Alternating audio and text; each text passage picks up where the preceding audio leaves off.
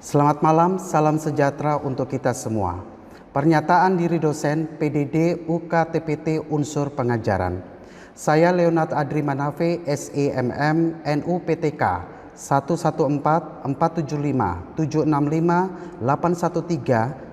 11446576581300173 sebagai dosen tetap program studi manajemen Sekolah Tinggi Ilmu Ekonomi Mahardika yang mengampu mata kuliah perilaku konsumen.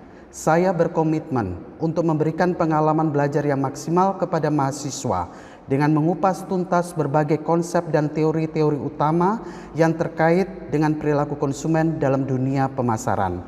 Melalui pendekatan pembelajaran yang interaktif, diharapkan mahasiswa tidak hanya memahami teori, tetapi juga dapat mengaplikasikan ilmu yang diperoleh dalam praktek di dunia nyata, terutama dalam merumuskan strategi pemasaran yang efektif berdasarkan perilaku konsumen. Mata kuliah perilaku konsumen dengan kode 20140-012 dan bobot 3 SKS bertujuan untuk memberikan pemahaman dan dasar mengenai perilaku konsumen yang sangat penting untuk meramalkan permintaan pasar dan merumuskan strategi pemasaran yang efektif. Mata kuliah ini mencakup berbagai topik mulai dari perilaku konsumen secara individu, pengaruh sosial dan budaya, hingga riset konsumen yang berfokus pada analisis data dan pembuatan keputusan pemasaran yang berbasis pada perilaku konsumen. Melalui mata kuliah ini, mahasiswa akan dilatih untuk berpikir kritis, dapat menganalisis faktor-faktor yang mempengaruhi keputusan konsumen dan merancang strategi pemasaran yang relevan. Capaian pembelajaran lulusan. Setelah mengikuti mata kuliah ini, mahasiswa diharapkan dapat 1. Mampu menerapkan pemikiran logis, kritis, sistematis, dan inovatif dalam konteks pengembangan atau implementasi ilmu pengetahuan dan teknologi yang memperhatikan dan menerapkan nilai humaniora yang sesuai dengan bidang keahliannya. 2. Mampu menunjukkan kinerja mandiri, bermutu, dan terukur. 3. Mampu mengambil keputusan secara tepat dalam konteks penyelesaian masalah di bidang keahliannya berdasarkan hasil analisis informasi dan data. Mampu bertanggung jawab atas pencapaian hasil kerja kelompok dan melakukan supervisi serta evaluasi terhadap penyelesaian pekerjaan yang ditugaskan kepada pekerja yang berada di bawah tanggung jawabnya. Materi yang disampaikan dalam mata kuliah ini mengacu pada capaian pembelajaran mata kuliah yang sudah dirumuskan dalam RPS dan meliputi 1. Menjelaskan konsep dasar perilaku konsumen serta kaitannya dengan strategi pemasaran yang efektif. 2. Menganalisis faktor-faktor yang mempengaruhi perilaku konsumen termasuk pengaruh sosial budaya, psikologi, dan individu. 3. Melakukan riset konsumen untuk menganalisis data dan informasi yang dibutuhkan dalam perumusan strategi pemasaran. 4. Mengaplikasi teori-teori perilaku konsumen dalam situasi nyata, baik untuk merancang keputusan pemasaran dan memahami perilaku konsumen yang dinamis. Materi yang disampaikan dalam mata kuliah ini meliputi 1. Konsep dasar perilaku konsumen. 2. Riset konsumen. 3. Motivasi konsumen serta pengukurannya. 4. Teori kepribadian dan kaitannya dengan perilaku konsumen serta brand personality. Sensory dynamic of perception dan elemen persepsi konsumen. 5. 6. Consumer learning seperti behavior learning, cognitive learning, dan passive learning. 7. Pembentukan dan perubahan sikap konsumen. 8. Proses konsumen, media periklanan, dan pemilihan media yang tepat untuk target konsumen. 9. Pengaruh keluarga, sosial, dan kelas sosial dalam perilaku konsumen. 10. Pengaruh budaya terhadap perilaku konsumen. 11. Subculture dan pengaruhnya terhadap perilaku konsumen. 12. Pemasaran global dan perbedaan budaya dalam merancang strategi pemasaran. 13. Difusi dan adopsi inovasi dalam kaitannya dengan produk dan jasa. 14. Etika pemasaran dan tanggung jawab sosial perusahaan. Mata kuliah ini menggunakan kombinasi tatap muka dan daring. Pembelajaran tatap muka dilaksanakan dengan ceramah yang diselingi diskusi interaktif dan studi kasus. Sementara materi tambahan dan tugas akan disampaikan melalui platform e-learning untuk mendukung fleksibilitas belajar mahasiswa. Setiap pertemuan akan fokus pada pembahasan satu topik tertentu yang kemudian dikaitkan dengan contoh dan isu nyata dalam dunia pemasaran. Selain itu, mahasiswa juga akan diberikan kesempatan untuk berdiskusi, menyampaikan pendapat, dan mengembangkan pemahaman mereka tentang perilaku konsumen. Metode yang digunakan dalam pengajaran mata kuliah ini meliputi ceramah untuk menyampaikan konsep dasar dan teori-teori terkait perilaku konsumen, diskusi untuk memperdalam pemahaman dengan menganalisis studi kasus, brainstorming untuk merangsang pemikiran kritis mahasiswa. Tugas, mahasiswa akan diberikan tugas individu dan kelompok yang mengharuskan mereka untuk melakukan riset konsumen atau menganalisis masalah perilaku konsumen.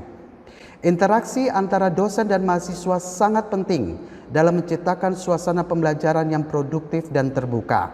Dosen berfungsi sebagai fasilitator yang mendorong mahasiswa untuk terlibat dalam diskusi, memberikan umpan balik yang konstruktif, serta menciptakan suasana yang memungkinkan mahasiswa untuk bertanya dan mengemukakan pendapat.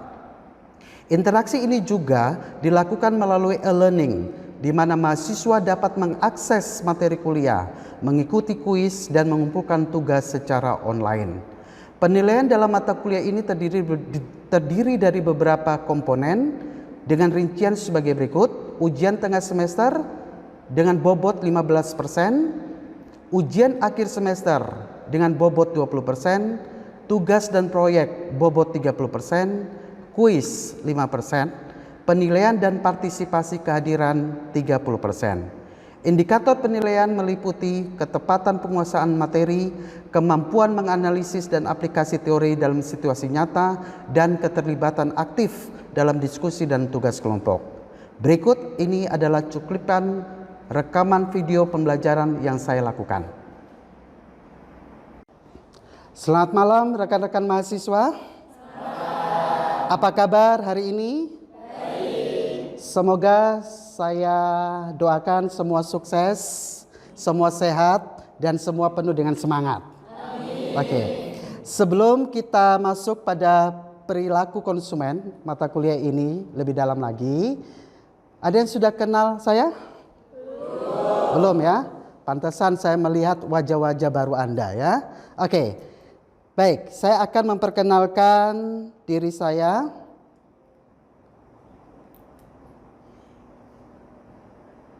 Oke, personal and professional profile saya ya. Jadi nama saya adalah Leonard Adri Manafe, SEMM. Itu nomor induk saya 0712087901. Home base saya di program studi manajemen Sekolah Tinggi Ilmu Ekonomi Mahardika. Ini alamat saya. Anda boleh panggil saya Pak Leo karena dikenal di sini dengan sebutan Pak Leo ya. Oke. Kita akan masuk pada pembelajaran perilaku konsumen, tapi sebelumnya saya ingin memberikan outline pembelajaran kita, bahwa karena ini pertemuan pertama, kalian harus tahu dulu ya, bahwa yang pertama perkuliahan kita ini mulai dari pertemuan 1 sampai pertemuan ke-16 ya. Jadi 1 sampai 7 kita sebelum UTS, pertemuan 8 UTS, 9 sampai 15 itu adalah perkuliahan, setelah itu pertemuan 16-nya adalah UAS ya. Nanti RPS kalian bisa akses di portal e-learning kalian masing-masing. Di situ ada RPS, di situ ada kontrak perkuliahan juga ya. Nah, penilaian saya adalah untuk mata kuliah ini, yang pertama itu adalah kehadiran dan keaktifan kalian ya. Yang berikutnya adalah tugas dan proyek, dan yang berikutnya lagi adalah kuis. Berikutnya lagi juga ada UTS dan UAS. Jadi ada 6 penilaian. Oke.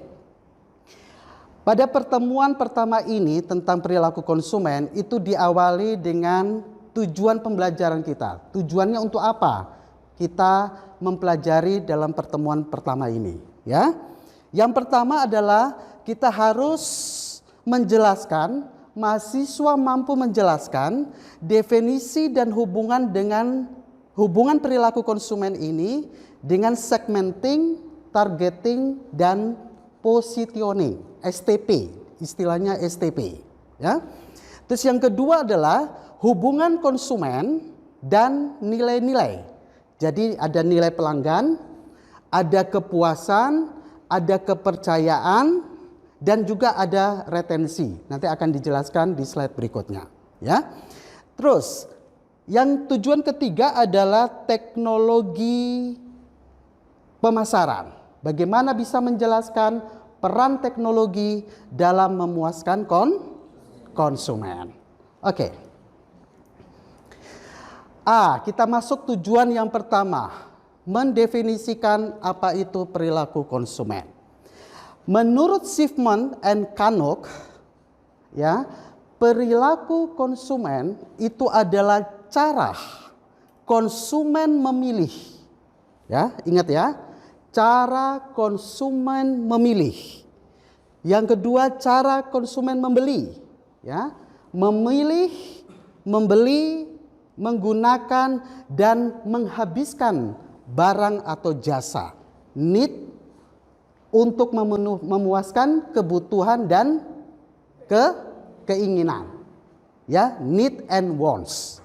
Nah, kalau kita melihat di sini, cara konsumen memilih, membeli, menggunakan dan menghabiskan ini adalah suatu proses, paham ya? Suatu proses untuk pengambilan keputusan. Jadi faktor-faktor apa yang mempengaruhi dan interaksi dengan produk atau merek. Nah, prosesnya itu cara konsumen memilih, ya. Nah, kajian teori yang mendukung perilaku konsumen ini yaitu ada psikologi, ya, teori psikologi dari Bateman tahun 1979. Nah, ini dipengaruhi oleh yang namanya kognisi, afeksi, dan konasi. Oke, saya akan jelaskan. Mengenai kognisi, teori perilaku ini, psikologi ini, kalau bicara tentang kognisi berarti berpikir. Ya, secara psikologi konsumen dia berpikir seperti yang tadi prosesnya. Setelah itu afeksi. Afeksi itu apa? Feeling, perasaan. Ya, dan yang berikutnya adalah konasi, berarti dia bertindak, dia action.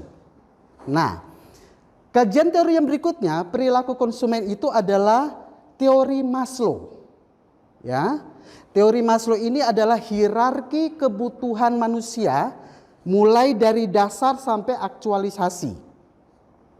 Jadi bentuknya adalah piramida. Paham ya, piramida? Jadi piramida itu kan dasarnya lebih lebar kan dibandingkan yang kerucutnya. Jadi mulai dari kebutuhan dasar, fisiologi sampai dengan aktualisasi, pengakuan. Nah, ini kembali kepada perilaku konsumen. Contoh, memilih produk A atau produk B itu suatu pilihan. Paham ya? Kan suatu pilihan.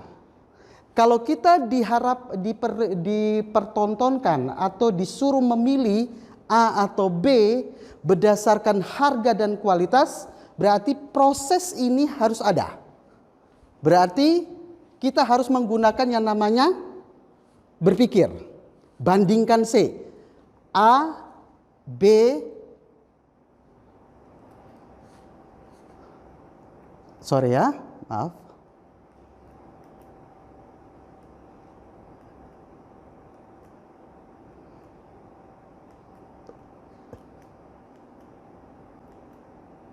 Oke, bandingkan antara A atau B berdasarkan harga dan kualitas. Kita bandingkan produk, jenis produk yang sama, ya kan, sepatu yang sama, pakaian yang sama, kita bandingkan A dan B, baju A dan baju B berdasarkan harga dan kualitas. Artinya kita mulai masuk dalam proses kognitif, afeksi dan konasi. Ya, oke, next. Nah, hubungan ini tadi kan ada tujuan pembelajaran juga kan? Hubungan dengan konsep pemasaran itu apa? Perilaku konsumen hubungan dengan konsep pemasaran itu apa? Yang pertama adalah ini dikenal dengan istilah STP. Ya, biasa orang marketing tahunya STP, ya. Segmenting, targeting dan positioning. Kita akan jelaskan satu persatu. Kalau segmenting namanya segmen, ya. Berarti ada klasifikasi, ada pengelompokan. Paham ya? Segmen, berarti ada klasifikasi, ada pengelompokan. Nah, artinya pasar itu kan luas kan? Benar nggak? Pasar kan luas. Nah, di sini kita harus kelompokkan dulu. Lebih kecil berdasarkan karakteristik. Menurut Kotler dan Keller tahun 2012. Contoh, pasar sepatu olahraga ini berdasarkan usia. Atau berdasarkan pendapatan, atau berdasarkan gaya hidup. Kita harus segmenting dulu. Ya. Next, setelah itu targeting. Memilih segmen pasar yang akan dituju dan difokuskan oleh perusahaan. Menurut Kotler dan Keller tahun 2012. Contohnya, perusahaan sepatu mewah menargetkan konsumen berpenghasilan tinggi. Jadi, rekan-rekan mahasiswa, targeting ini tujuannya penting. Jangan sampai kita memproduksi barang yang mahal, tapi targeting kita orang yang berpenghasilan itu kira-kira laku enggak? Enggak laku kan? Pasti mubazir. Perusahaan mengalami yang namanya kerugian. Nah, oke. Dan bagaimana dengan positioning? Nah, positioning itu namanya position, ya. Kita mau meletakkan atau kita mau menempatkan produk ini di pasar agar sesuai dengan harapan konsumen, ya. Seperti contoh Apple tahu? Ya, itu dia memposisikan iPhone sebagai produk premium, ya kan? Nilai pelanggan adalah perbedaan antara manfaat yang diterima konsumen. Sekali lagi, nilai pelanggan adalah perbedaan antara manfaat yang diterima konsumen dan biaya yang dikeluarkan. Atau dengan rumus, nilai tinggi sama dengan manfaatnya lebih dengan harga yang wajar. Berarti nilainya tinggi. Paham ya? Jadi kita membayar atau kita membeli dengan harga yang wajar, tapi bermanfaatnya yang tinggi. Itu namanya customer value, nilai value. Oke, next. Oke, sekarang ada istilahnya kepuasan pelanggan, ya, sesuai dengan tujuan pembelajaran kita. Apa itu kepuasan pelanggan? Kepuasan pelanggan adalah sejauh mana harapan konsumen, ingat ya, sejauh mana harapan konsumen terhadap produk atau layanan yang terpenuhi setelah digunakan. Jadi di sini ada unsur, kata kuncinya adalah harapan konsumen. Sejauh mana harapan konsumen?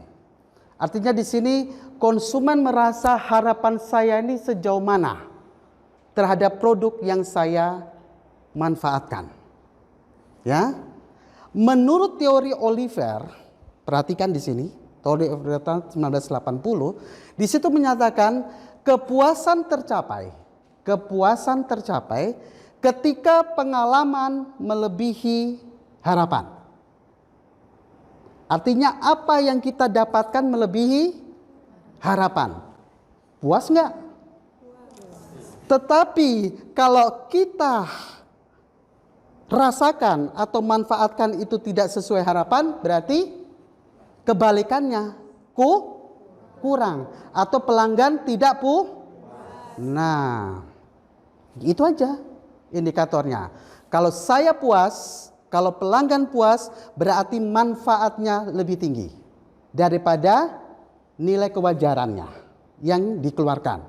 Tapi kalau kebalikan, kalau dia kurang puas, berarti pelanggan tidak puas, itu artinya apa yang dia manfaatkan, apa yang dia rasakan itu tidak sesuai dengan sewajarnya apa yang dia berikan atau dia keluarkan berupa cost. Paham ya? Oke, next. Oke, tadi sudah kepuasan, kita bicara tentang kepercayaan dan retensi. Oke, satu persatu. Kepercayaan, trust, ya. Bahasa Inggrisnya adalah trust. Kepercayaan adalah keyakinan konsumen. Konsumen merasa yakin bahwa perusahaan akan memenuhi janji dan menyediakan produk dan layanan yang konsisten. Ini teori Morgan. Ya, jadi perusahaan itu berjanji. Contoh yang paling simpel adalah perusahaan asuransi. Dia kan janji kan, dia akan bayar klaim. Kalau ada klien asuransi yang mau klaim, dia berjanji untuk harus bisa bayar. Paham ya? Atas klaim-klaim itu. Nah, bagaimana dengan retention pelanggan? Retensi artinya perusahaan bagaimana dia mau mempertahankan pelanggan yang sudah ada, existing customer, ya, pelanggan yang sudah ada supaya tetap loyal. Apa itu loyal? Setia. Karena apa? Menurut teori Richard and Schaefer tahun 1990, lebih menguntungkan daripada memperoleh pelanggan baru. Ya. Lebih baik kita mempertahankan pelanggan yang sudah lama daripada kita cari yang Soalnya apa? Pasti kos keluar, promosi dan lain sebagainya. Tenaga, pikiran dan lain sebagainya. Itu pasti keluar. Nah, lebih baik supaya tidak mengecewakan pelanggan, pelanggan tetap puas, retensi ini dalam contoh apa? Program diskon. Jadi khusus pelanggan lama dikasihkan diskon yang besar-besaran dibandingkan pelanggan yang baru. Atau bisa juga kalau ada sistem pembayaran itu. Kalau pelanggan yang lama kamu beli di saya kasih kamu dalam bentuk kredit. Artinya bisa bayar selama 3 bulan. Yang penting kamu jual dulu barangnya, laku barangnya baru konsumen bayar. Itu kan untuk apa? Retensi. Artinya untuk mempertahankan pelanggan yang sudah ada. Oke. Setelah itu kita akan masuk terhadap teknologi pemasaran. Nah,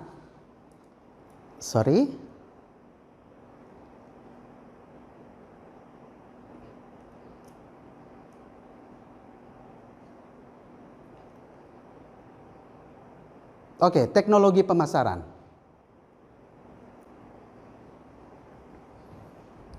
Oke, mengenai teknologi pemasaran, ini penting ya. Zaman sekarang adalah zaman teknologi. Tidak ada satu negara yang bisa membendung kemajuan teknologi. Setuju nggak? Nggak bisa. Kita tidak bisa membendung teknologi. Kemajuan teknologi tidak bisa kita bendung. Nah, bagaimana? Artinya di sini teknologi dia memungkinkan pemasaran yang lebih efisien. Ya. Meningkatkan pengalaman konsumen melalui e-commerce dan big data. Ya. Tahu big data, tahu ya? Jadi dengan kecanggihan teknologi itu kita mau memutuskan suatu keputusan di perusahaan, kita cuma ngambil lewat big data aja.